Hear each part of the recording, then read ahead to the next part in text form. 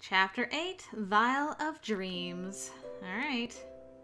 It is now November 2nd. Spencer and I didn't particularly feel up to school. My personal issues aside, the previous day had left us both drained.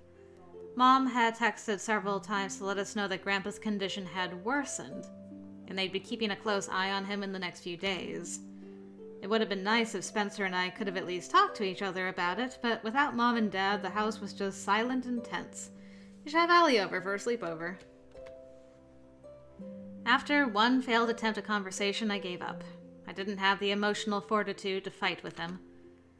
At any rate, Mom and Dad wouldn't be coming back yet, but Mom made us promise to go to school.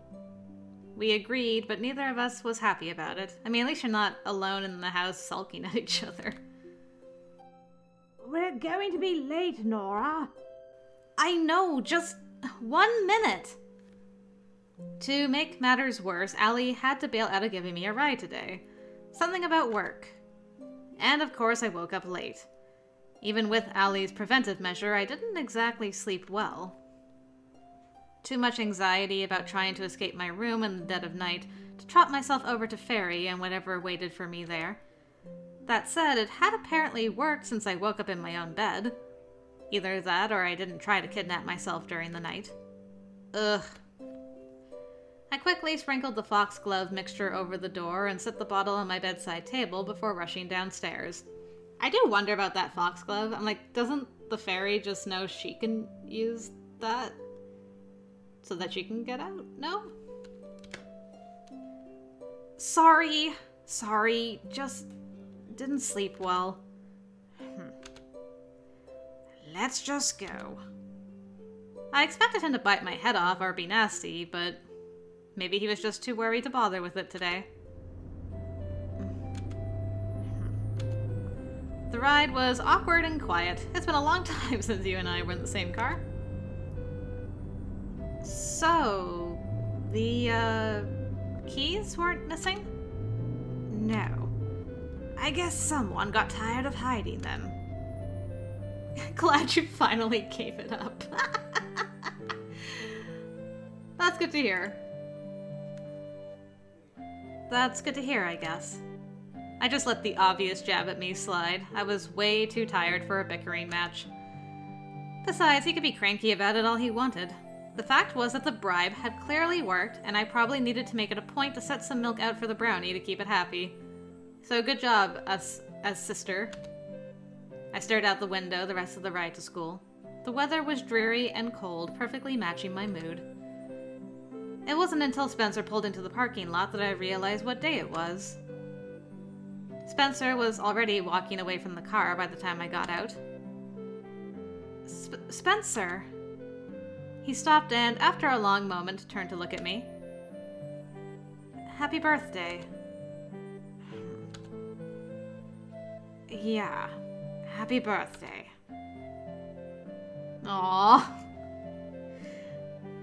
That made me sad. I'm like, okay, it's a Tuesday. I don't think there's any other holidays that's close to Halloween. The only thing I can think of is that it's your birthday. Man, that sucks. It's only you two, no one around to celebrate your birthdays, and you guys aren't close. Oh, man. He looked like he wanted to say something else, but suddenly his shoulders drooped and he turned back to the school, leaving me standing there alone. Well, at least he said it back. I entered the school from the side door that was closer to the stairwell and stopped just inside, leaning against the wall. I didn't want to go to class. I didn't want to do anything. Corvin, do you need help with an Orai? I wonder if I can beg Velos to let me stay in the library all day today. I was pretty sure that if I told him the full situation, he'd say yes. And there really wasn't much reason to keep it from him. I rubbed my temples as I walked past the music room toward the stairs. The sound of a piano melody from inside gave me a pause. It was no particular surprise to hear music from the music room, but it sounds like Kara. That song is familiar. It's so faint. The door was slightly ajar, so I carefully peeked inside. I could just make out the figure behind the piano. Kara. I knew it. So she hadn't really stopped playing piano after all. Maybe just stopped playing publicly. But why? It had to have something to do with that Orai running around. I leaned against the wall outside and listened. This was the song she'd started composing back when we were kids. She'd wanted to debut it at that concert, but she wasn't sure it would be ready in time. Man, it was amazing how long ago 5 years ago felt. Everything was different now. She's improved a lot, huh? Which made the idea of her losing her dream to play professionally even stranger. The song came to an end with me still standing there. The soft scrape of wood against tile alerted me it was time to leave. I hastily retreated to the nearest bathroom as her footsteps came toward the door. I wasn't sure if I'd managed to duck inside before she saw me. I stood just by the door, heart pounding. I could only imagine what she'd say if she caught me listening to her play, and I did not want a Kara confrontation this morning. When it didn't seem like anyone was going to follow me, I shambled to the sink and turned on the cold water. I splashed it on my face, rubbing the corners of my eyes and biting back a yawn. I really needed to pull myself together if I wanted to make it through the day. Water dripped off me, and I stood with my hands on either side of the sink, staring into the drain for a long moment. But before I could let all the potential metaphors lurking down there feed the angst, I lifted my eyes to the mirror and saw my other self. Okay, no. It was just me. The same me as always.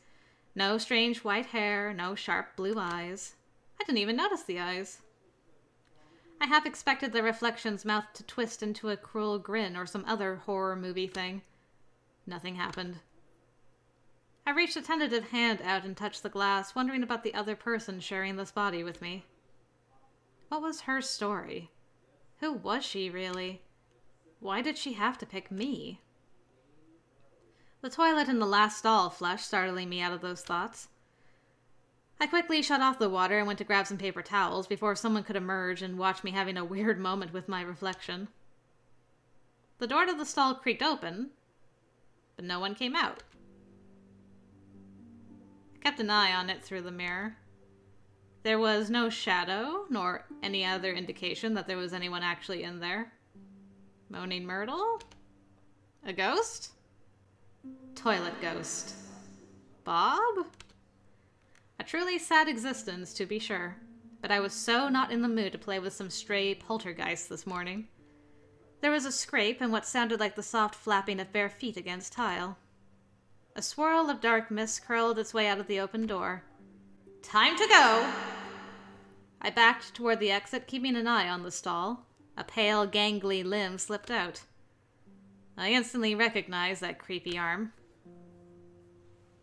The door was in arm's reach, but before I could set my hand on it, it started to swing inward.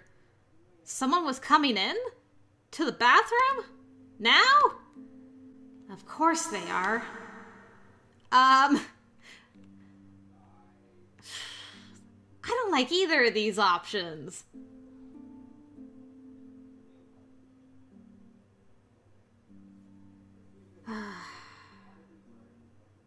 Nora's self-sacrificing. To be honest, she would probably hold the door and just take the hit. There's no way she's fleeing and taking somebody with her. I slid my foot across the door and pushed it back, holding it shut as best as I could.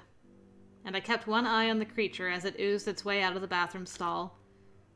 It looked bigger, and its body was sickeningly floppy, as if it had no bones or muscle tone. I shuddered. It's definitely getting worse. Some kind of black liquid dripped off it, leaving stains on the tile. Is that miasma? More importantly, I didn't know what to do next.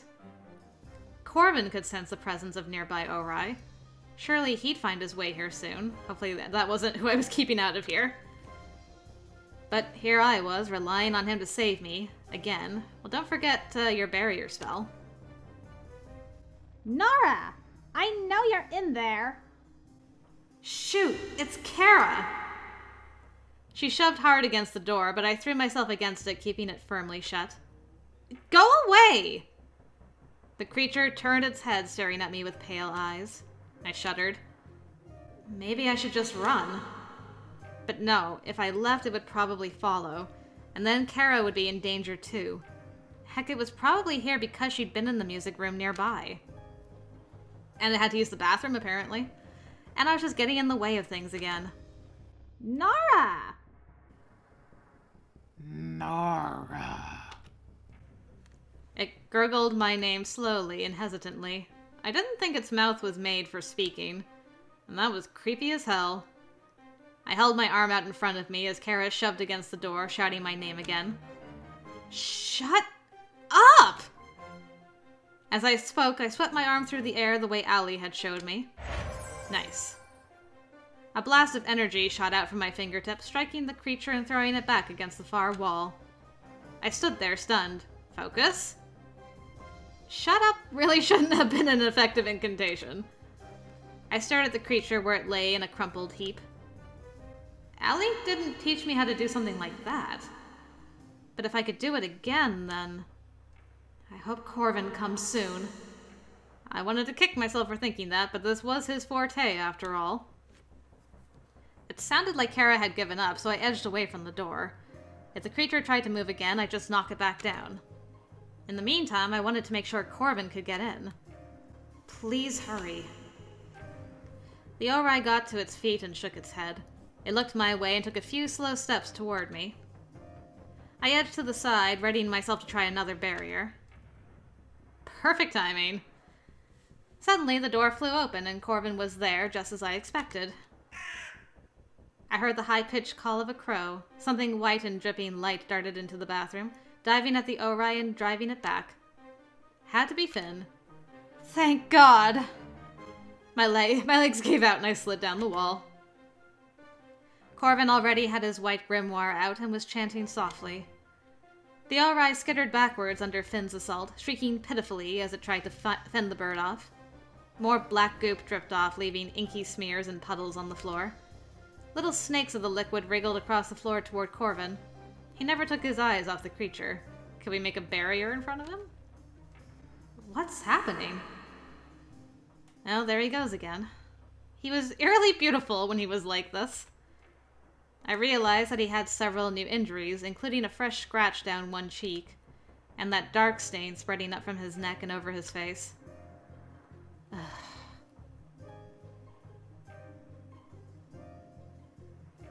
That's fine. The door suddenly slammed inward.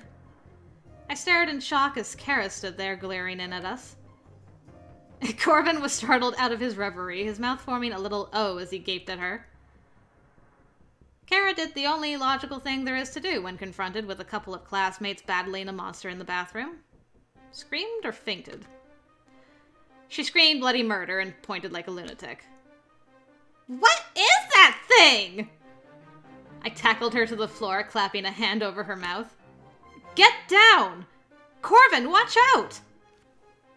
Corvin managed to barely dodge, flinging himself against the sinks as the thing barreled toward me and Kara. Barrier! The Orai slid backwards again, letting out a long, low growl.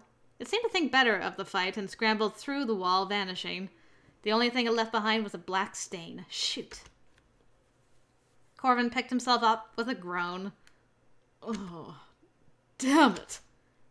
What was that? What's going on? Well, that's... She glared at me. And what are the two of you doing together? Yes, because that's the most important question. Wait, what? Corvin pointed two fingers at her, a worried look on his face. Hypnos. Kara suddenly slumped forward. Can you teach me how to do that? I caught her and leaned her back against the wall, glancing back at him. He joined us wearily and crouched next to her, frowning. Is she okay? She's just sleeping. He flopped down, leaning his head against the wall. I set up a barrier outside to repel her and keep others away. I guess she got back through because that Orai is hers. He grimaced as he sat back up. What happened exactly? And where did you learn to do a barrier like that? Allie gave me a crash course yesterday. as for what happened, Kara was in the music room playing, and I had stopped to listen. Then I came in here so she wouldn't see me. And that thing was here. Or it showed up here, anyway. Corvin, why is it following me? I don't know. I don't know why it's following you. Usually Orai go after their hosts and try to possess them once they're strong enough. That's why I tried to get close to Kara, so I could catch it before it got to her. For it to target another person like this, I have to assume you have some strong connection to this particular dream. Well, if this dream really is to do with her dream of being a concert pianist, she definitely blames me for screwing that up. Maybe that's why. Maybe that's it. It took to following you right after you got here, so its connection to you is definitely strong. It had been following me since then.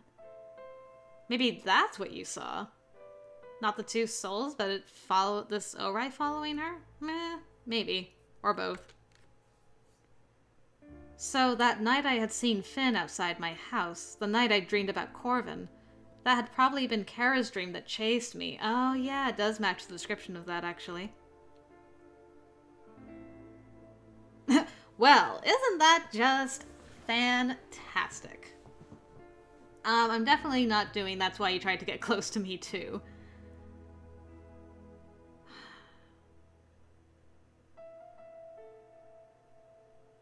I do want to ask the middle one.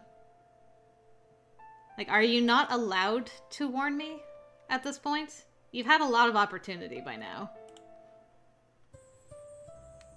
Why wouldn't you warn me about this, Corvin?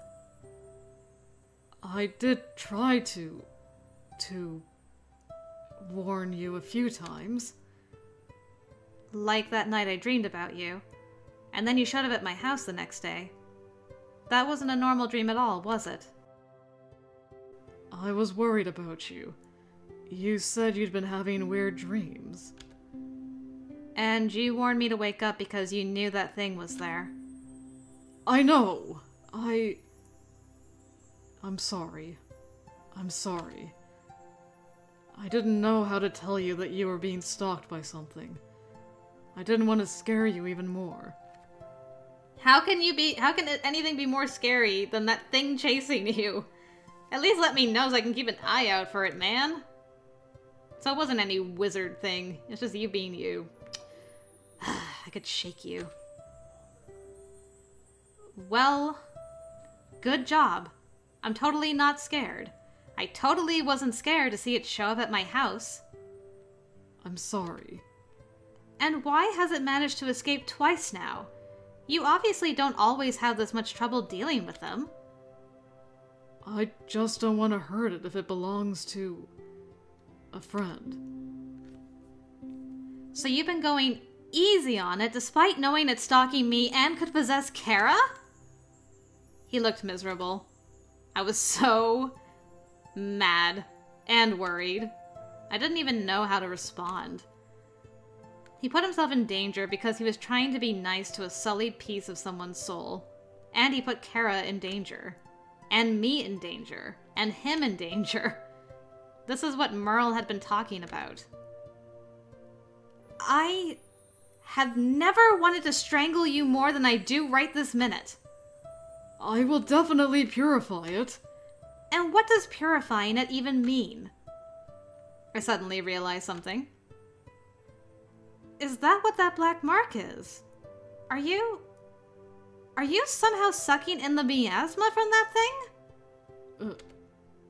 The look on his face told me all I needed to know about that. Makes sense. That's how you purify them?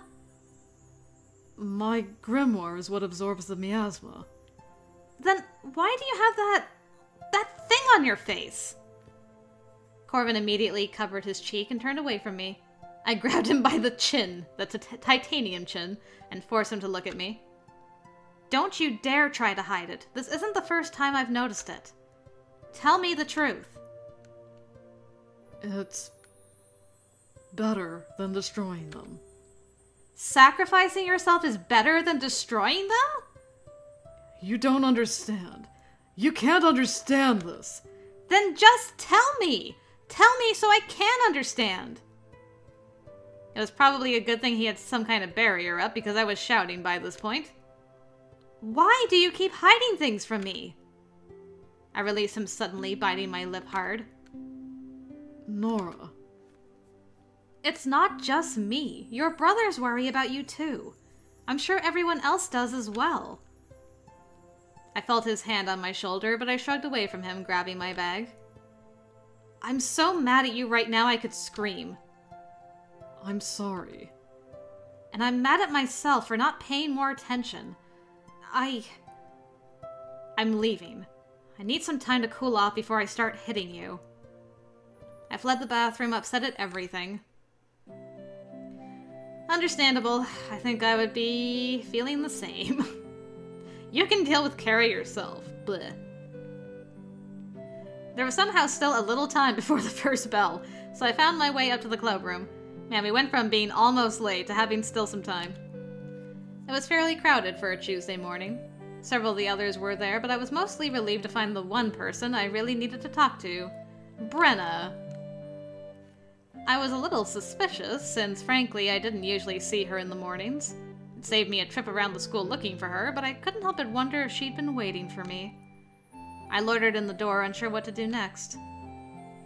Hey, girl.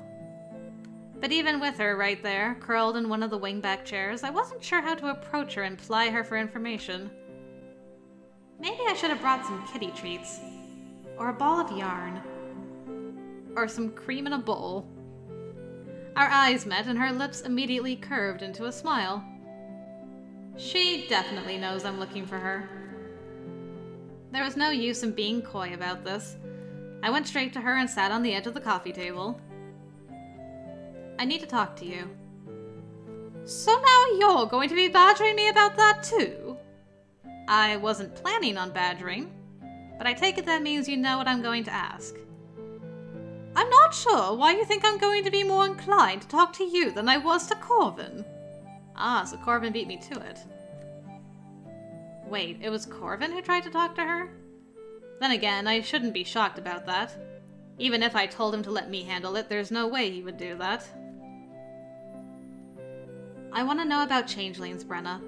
And I want to know why you've been so determined to keep them from taking me back to Fairy.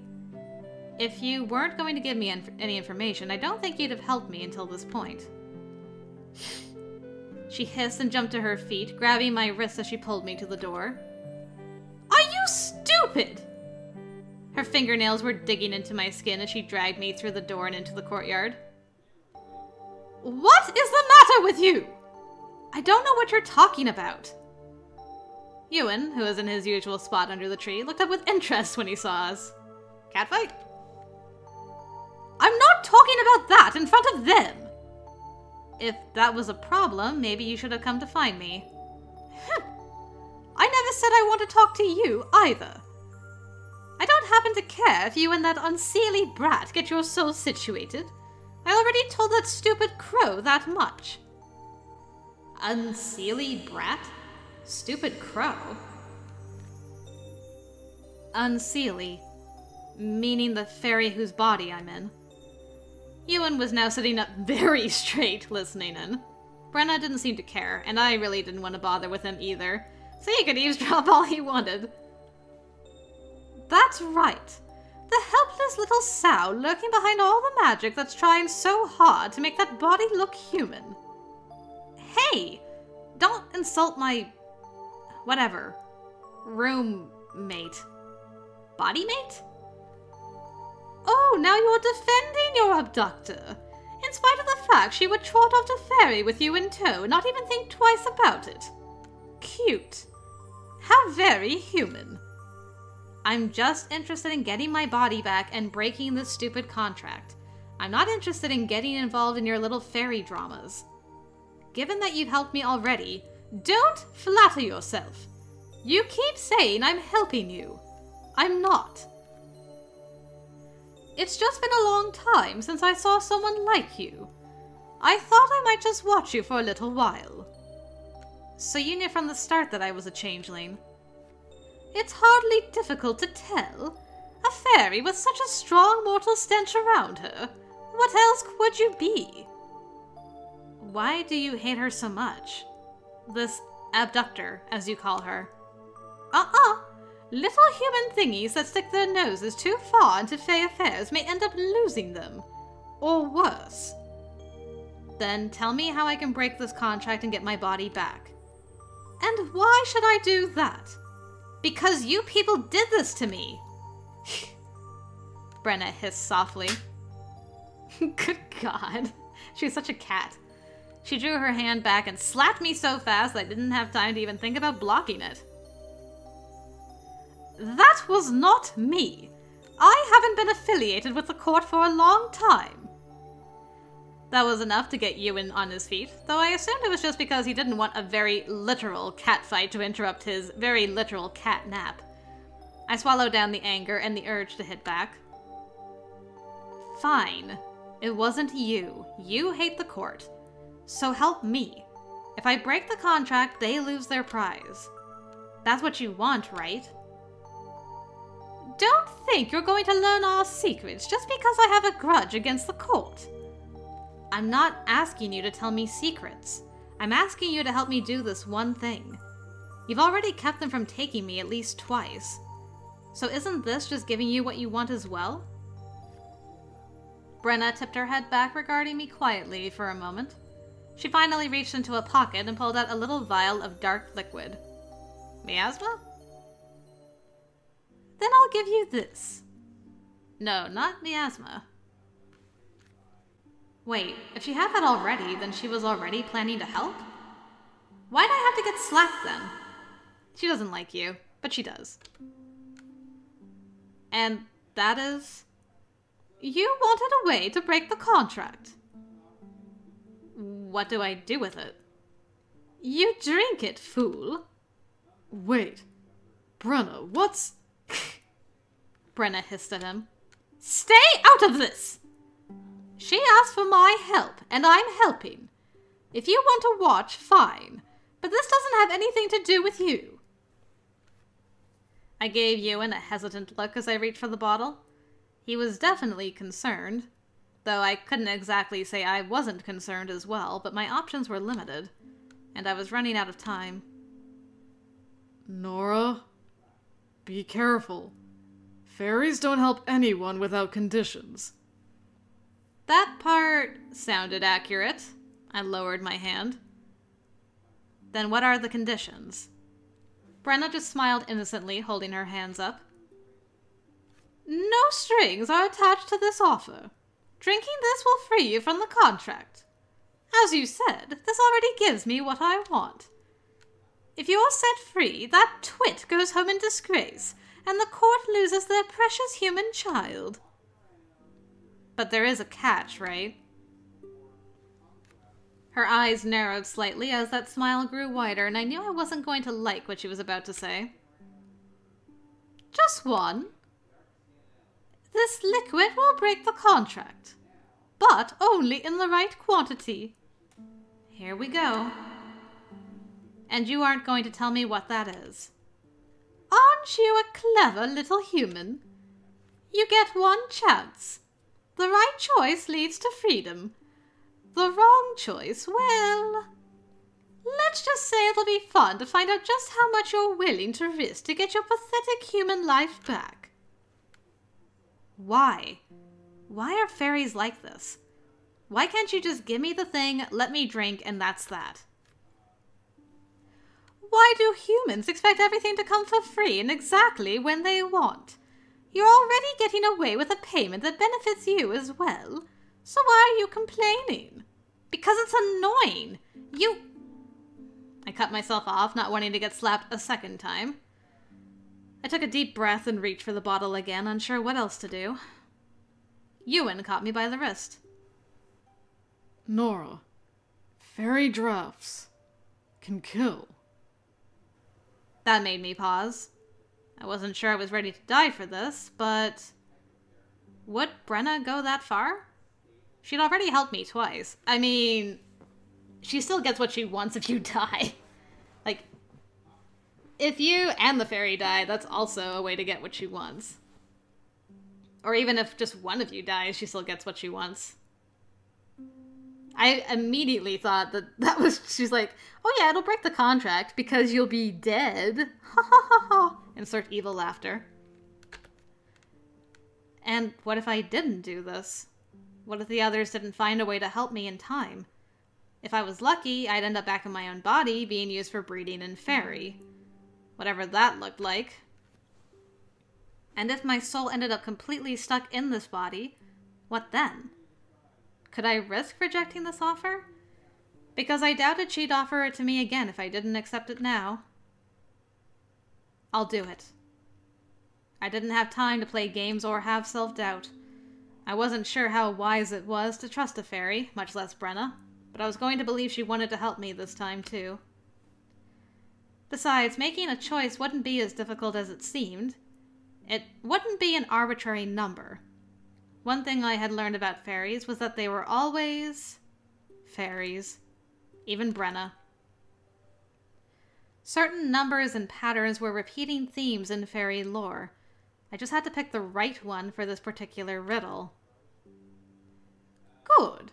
So, tell me, how many drops of this liquid do you think you need? Right. I tried to ignore how Ewan was standing nearby with a distressingly worried look on his face. Do I have to drink it right now? Okay, so... if I had to pick numbers that fairies seem to really like, it would be probably 3, 4, or 7. But... which one? That's not worrying at all. Okay. Certain numbers appear frequently in fairy lore and seem to have special significance to fairies. For instance, many stories involve going through 3 trials or 7 trials to obtain a specific goal. 4 is also a number you see sometimes. For instance, 4-leaf clovers are a symbol of luck and protection that can keep fairies at bay. Is that all you're gonna give me? That's really all you're gonna give me, isn't it? Grand. Okay, thank you for explaining more, Nora. I was like, ah. 3 was a pretty common number in fairy lore. Trials and chances often came in groups of 3. It was a number of completion and balance. Why do I feel like I should be writing this down? Where's my sticky? Sticky! Okay, I'm writing down a sticky. 3. Let's see. 3 equals trials, chances, and completion and balance. Completion, balance. Okay, so that's 3. What's next? On the other hand, fairies had deep connections to the natural world, and the number 4 was a recurring number there. 4 seasons, 4 directions, 4 elements. A number of protection and luck. Okay. 4 equals natural and protection and luck. Protection, luck. I'm probably majorly overthinking this. And then 7. It was a sacred number. A number of perfection. The sum of 3 and 4. Okay, 7. Sacred. Perfection.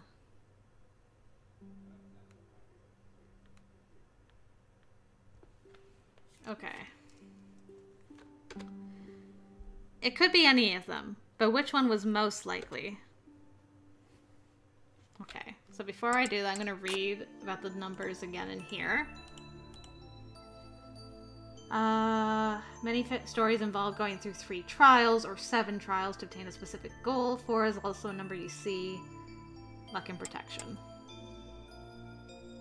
Do I have anything else in my journal that helps with changelings?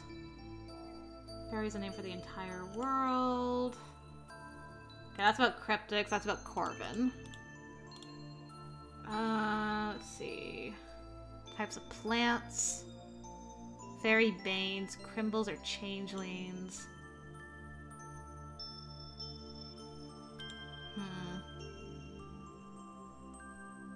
Never get them clothes.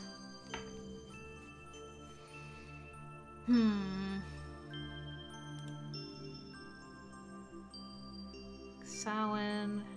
That's ghosts. Orai. Miasma. No, none of this is gonna... Alright. So, what are my options again? 3, trials and chances. Completion and balance. 4 is natural, protection and luck. 7 is sacred or perfection. Okay. So I made a agreement, a contract, when I was a kid. And I need to break a contract. But I don't know the particulars of the contract.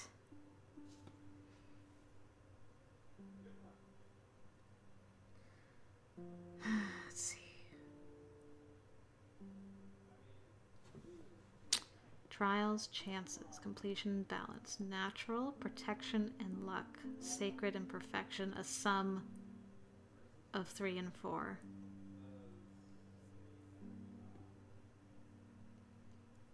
A sum of completion, balance, protection, and luck.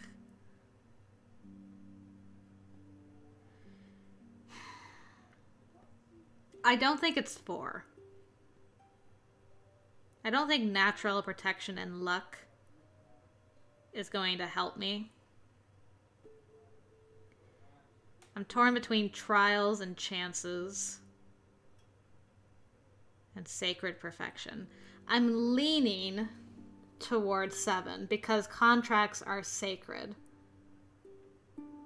So, like, that's the only connection I can make with a contract is the sacredness of it. There's no trials or there's no chances when it comes to a contract. And completion would be like completing a contract, but I'm trying to break it.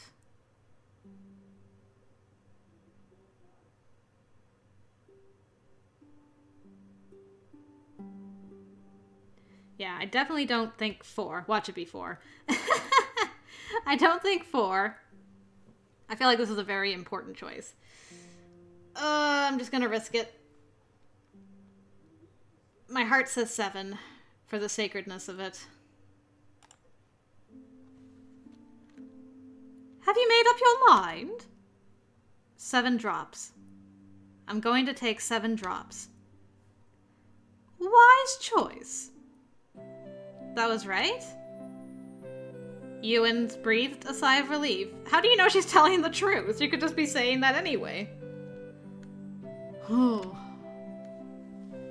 Brenna pulled out a smaller flask. Into it she began pouring the liquid, 1 drop at a time. Before my eyes, it changed from dark red to gold. Were you just gonna do this and make me drink it if I was wrong? I mean, I could still be wrong. I don't trust you, happy-go-lucky music. 1 for sorrow, 2 for strife, 3 for death, 4 for life, 5 for joy, 6 for love. The rhyme she recited reminded me a bit of old counting poems. Usually they counted things like ravens or crows. I wasn't sure if she was just being whimsical or if it was some sort of incantation, though. And 7 for dreams and the secrets thereof. She handed the flask to me. Drink it after midnight, but before 3 in the morning. If you don't drink it by 3, you lose your chance. And She placed a finger to her lips. If you talk to anyone about it, the potion will lose its magic. So, no speaking of this to others. Well, that's convenient. Why that particular time of day? Between midnight and 4 in the morning is when it's easiest for things like this to manifest. You haven't read about it in your research? And she's hissing again. Girl be hissing again. Let's see. No, not there. Numbers, plants.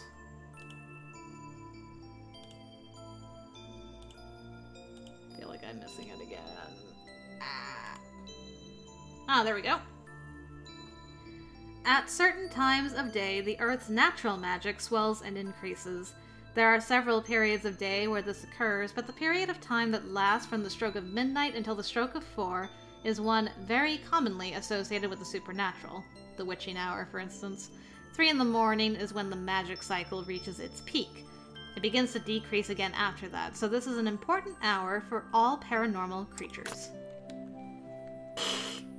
Brenna turned to him and hissed, but he just scowled in return.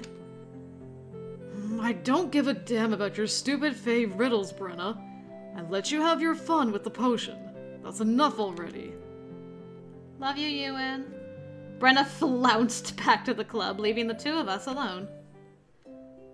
I sighed and leaned back against the table, looking down at the little flask in my hands. That had actually been easier than I expected. So you're a changeling, huh? Apparently. I can't believe you went to Brenna for advice. I wanted to talk to you, but apparently that wasn't an option. Well, like I said, she's been getting involved from the start. I had a hunch she'd be willing to offer something. And I was told I'm running out of time for getting my body back. The only other ways to send a changeling back that I've read about typically involve torture and murder. And I'm not up for either of those. Ugh, this is why I hate fairies. You hate fairies, huh? Interesting. Torture? Murder? Torture? There we go. Most of the recorded ways to send a changeling back to fairy and to return the stolen child are a bit, violent. In the sense that most of them involve murdering the changeling by drowning them or burning them to death. That said, there are some slightly more humane methods involving trickery or being pure of heart, whatever that means. I guess fairies find it difficult to manipulate or lie to someone who is just a decent person. Their weird fairy morality or whatever. Kind of a weird thing to say when you are one. Just because I'm fae doesn't mean I like them or their ways. I was raised human, you know. I guess it makes sense. Sorry. Well, at the very least, I can understand your frustration then. I feel like you and I will get along very well. But I guess I have a solution now. That's what I was after. Yeah.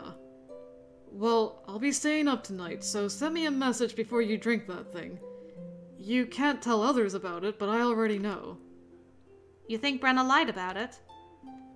If I understand what's happening, the part of you that's you has to be returned to your physical body. Then you have to be returned to this world from fairy. Any idea where you'd be returned to exactly? Probably where the contract was initiated, which would be deep in the forest. If I had to wager a guess, probably there. And what's a bet? I'll be returned and that Orai will be on the prowl and I won't have my fairy body anymore and I can't do magic. Well, no. They also have an annoying tendency to seal memories. Ugh, tell me about it. So you have no clue where they'll dump you or what you'll remember about your situation. That's a good point. I mean, I assume they'd return me to my house, but... They could return you to your old house, or the place they stole you from. I guess that's true. Ugh, I didn't even know where that was. Spencer would. Spencer would remember. So let me know before you drink it. I'll stop by your place to check on things. And if something seems wrong, I can let the others know.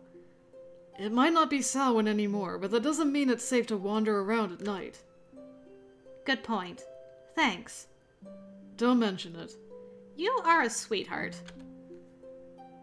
I know what it's like to have your life screwed over by the Fae. I didn't know if I should be sorry about that, or just glad I wasn't the only one. Probably both.